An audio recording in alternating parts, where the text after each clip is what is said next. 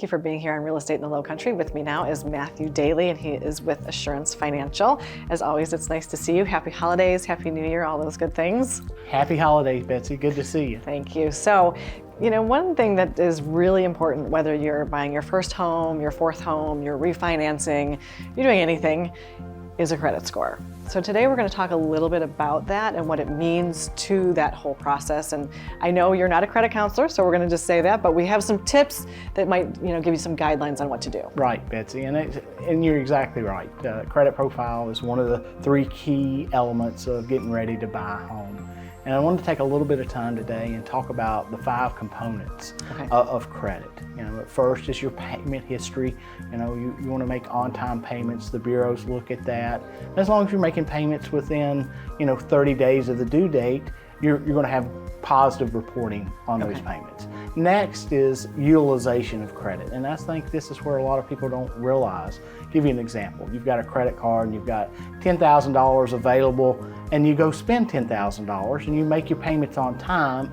It's commonly thought that that's good and that's okay, but the way the bureaus look at that and affect your score, it's derogatory anytime you get more than 30% utilization on that card. Now, you may make a one-time purchase and make a couple payments and it won't have a negative effect. But if you say you use $10,000 on that card and you make the minimum payments for 6 months or longer, you will start seeing a deterioration in the score. Okay, very interesting. The third piece of it is your history of your credit.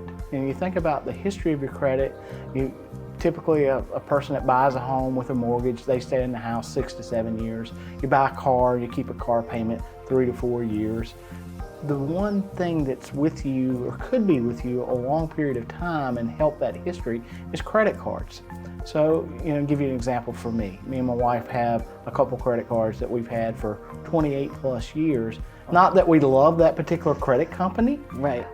We do that because it helps our scores with life of history. Gotcha. So it's important to keep accounts open, even if you don't utilize them. Oftentimes, and the fourth point is, number of inquiries and how often you go. Oftentimes you go in the store and they've got a promotion where they'll give you 25% off if you open up an account and you're tempted because, oh wow, I could save $25. But think through that as you decide to do that. Is that really what you want to do? And is that a retailer that you want to have an account for a long period of time? If it is, take advantage of the savings and move on. But that's really the things that impact. And the fifth is number of inquiries. Be cautious as you're shopping for credit, especially this time of year. People are out in stores a lot. Right. Be careful not to open up too many accounts or have too many new credits going on at one time, because that can have an impact. Yeah, because all of those, they're all going to show up on your credit report that somebody's been looking and seeing what's going on. Exactly right. The number of inquiries will show up. And the other thing is the breadth of your credit. If you're new to credit, you want to have multiple accounts. So you may have an auto loan, a mortgage, maybe 3 or 4 credit cards. Just be real cautious if you only have 1 or 2, because if you do have a situation where you have a derogatory situation, where you have a late, it has a much larger impact with a narrow scope of credit versus having multiple accounts. Yeah, and that's something really important, I think, and we have about a minute left, so I do want to touch on that a little bit deeper, though. If somebody is new to credit, they don't have a lot of credit, but they're they're trying to build it. What's one of the best ways to do that? One of the best ways with credit is through credit cards. Okay.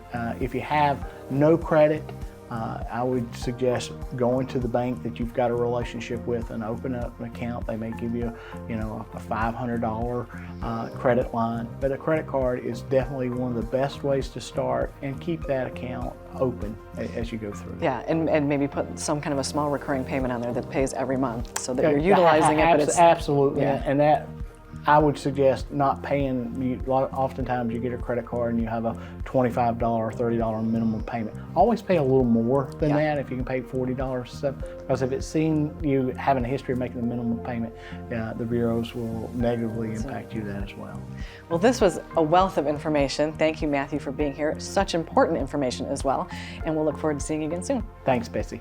Happy holidays. You too.